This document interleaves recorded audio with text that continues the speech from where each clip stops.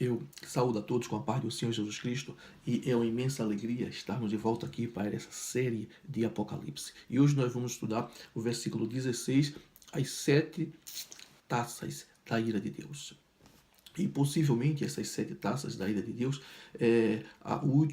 como se diz, são as últimas chances antes até acontecer a batalha do Armagedon.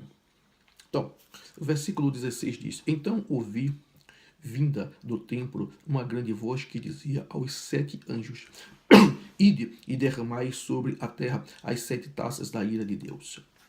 Então, o primeiro anjo, ele derrama a taça sobre a terra. E diz: o primeiro saiu e derramou sua taça sobre a terra. E apareceu uma chaga feia e dolorosa nos homens que tinham o sinal da besta e que adoravam a sua imagem. Lembre-se que isso é uma coisa interessante, porque essa primeira taça que caiu sobre a terra, ela atinge apenas os habitantes da terra que adoravam a besta.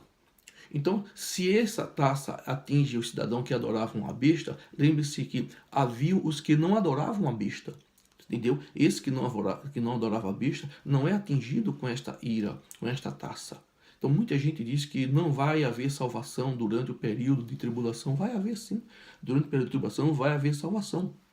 Observe que aqueles 144 mil que se salvaram, que eram 12 mil de cada tribo, era no período da tribulação. E aquela grande multidão que João viu, nações, tribos, raças, ricos, pobres, era no período da tribulação. Então, vamos seguir. Então, o segundo anjo derramou a sua taça sobre o mar. Ele derramou a sua taça sobre o mar. Entendeu? E sobre o mar. E o terceiro anjo derramou a sua taça sobre os rios e fontes. Então, observe que o primeiro anjo derramou a sua taça sobre aqueles que tinham o sinal da besta. O segundo anjo derramou a sua taça sobre o mar. E o terceiro anjo derramou a sua taça sobre os rios e sobre fontes da terra. Observou?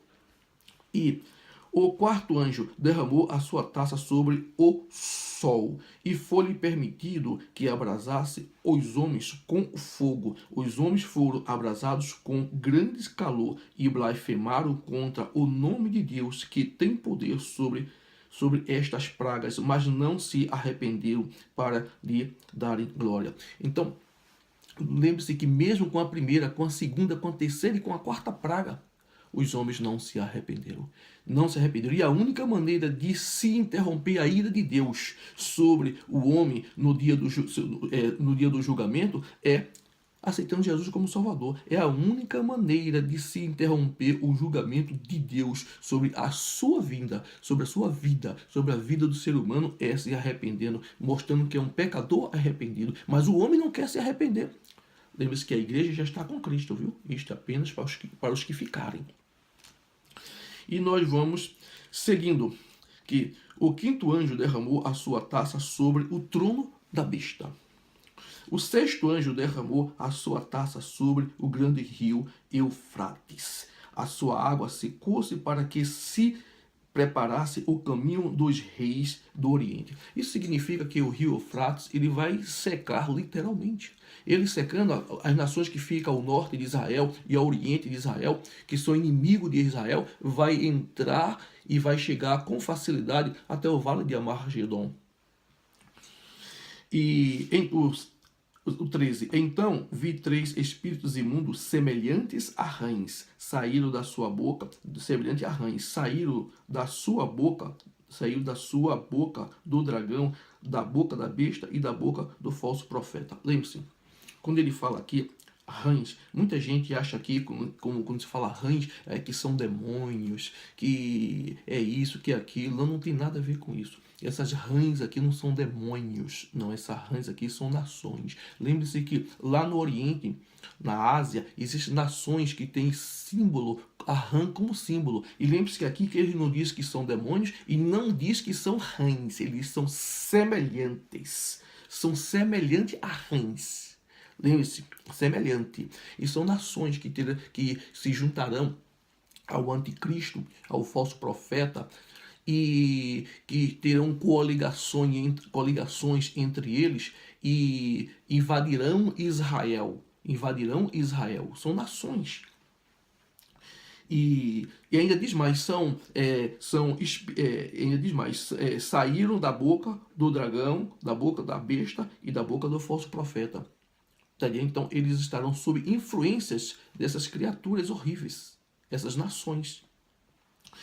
Saíram espíritos de demônios que operam sinais e vão ao encontro dos reis de todo o mundo, a fim de congregá-los para a batalha que naquele grande dia do Deus, o Todo-Poderoso. Então vocês observaram que essas rãs que são nações se coligarão, se juntarão com o anticristo, com o falso profeta, com Satanás, e estarão ao seu dispor e invadirão Israel quando o rio Eufrates secar. Entendeu? São nações.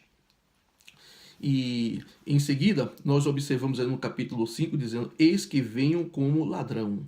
Bem-aventurado aqueles que vigia e guarda as suas vestes, para não andar nu e não se veja a sua vergonha. Então, no versículo 15 você vê aí que é Jesus Cristo, o Filho de Deus, que mandando que as pessoas estejam vigiando, porque ele vai vir num dia que ninguém sabe. Mas ele vai, neste dia aqui, ele vai intervir por Israel com muito poder e glória. Lembre-se que a primeira vinda do Senhor Jesus Cristo, ele recebeu uma coroa de espinho. Mas nessa segunda vinda do Senhor Jesus Cristo, que na segunda vinda do Senhor Jesus Cristo, ele virá em duas fases. Na primeira fase, ele vai vir no invisível, que é apenas para a igreja. Na segunda vinda do Senhor Jesus Cristo, da segunda fase, ele vai vir no visível. Todas as nações virão, todo olho verá Jesus Cristo, mas ele vai vir para socorrer Israel. Ele vai vir de surpresa, tá dizendo? Socorrer Israel nesse grande dia, dessa grande batalha, e ele intervirá contra o falso profeta e a sua legião. E todo aquele vale de Armagedon vai ser uma carnificência, vai ser sangue, vai morrer todos. Como? Com o sopro da boca do nosso Deus. E lembre-se que da primeira vinda ele recebeu uma coroa de espinho, mas na segunda vinda ele não vai receber coroa de espinho, ele vai vir com a coroa de glória. Vai vir com a coroa de glória.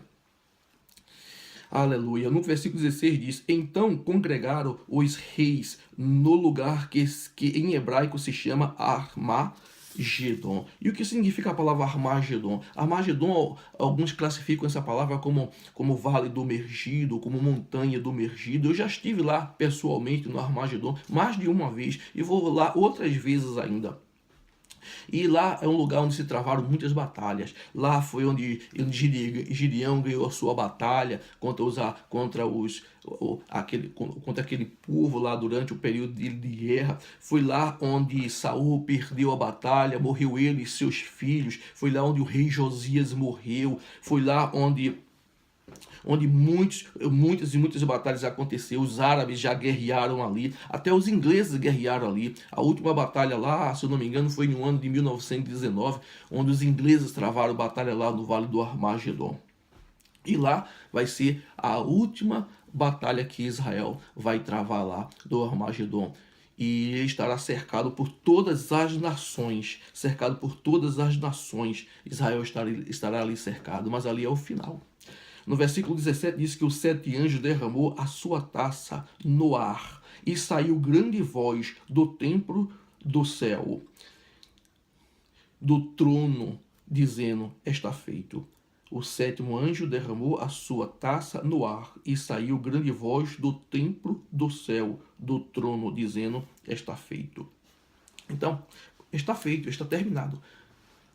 Está terminado. O Armagedon é a última batalha que acontece ali. Depois do Armagedon, segue-se o juízo final, segue-se o milênio, a qual nós vamos falar daqui a pouco sobre isso. Mas esteja preparado para a vinda do Senhor Jesus Cristo.